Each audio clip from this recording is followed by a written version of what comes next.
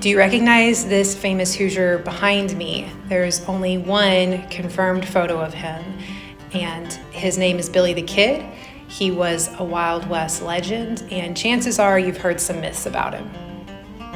Maybe that he killed 21 men for the 21 years of his life, or maybe that he decapitated a kitten, or maybe that he stabbed a man who insulted his mother. In reality, there's not evidence for those things. He actually killed around 9 men, 2 in self-defense, 2 escaping prison, and about 5 when he was fighting as part of a posse. But before any of those myths were passed around, Billy was a Hoosier, and it's one of the lesser known parts of his life. He spent some of his childhood in Indianapolis with his mom, Catherine, who was an Irish immigrant, and his brother, Joe.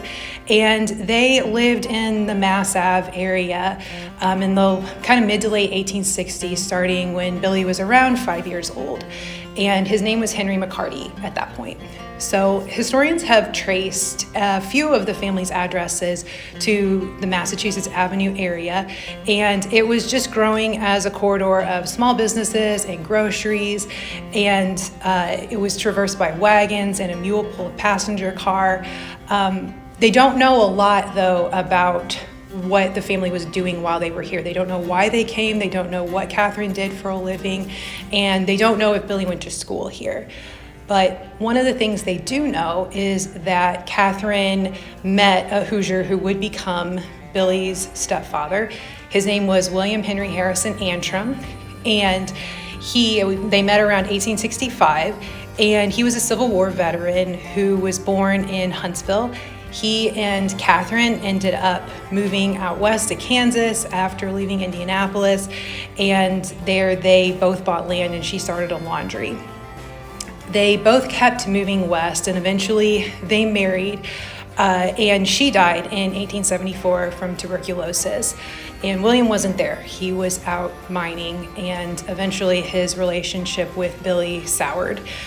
So Billy, of course, became famous in the New Mexico Territory. He joined up with an English rancher whose murder ignited the Lincoln County War, and he ended up in a posse kind of out to avenge the death of his former employer.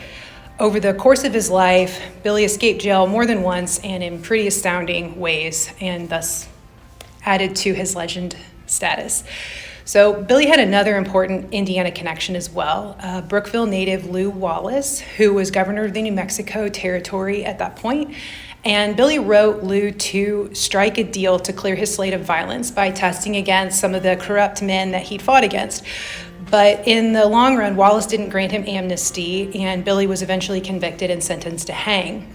One of his jail escapes was actually getting out of that situation, and he was eventually killed by Sheriff Pat Garrett in a darkened room in the Fort Sumner home where his sweetheart lived. So the famous details and myths of Billy's life are still circulating more than 140 years after his death in popular culture, and Indiana isn't necessarily given its due in those depictions, but it definitely has a place in the real story.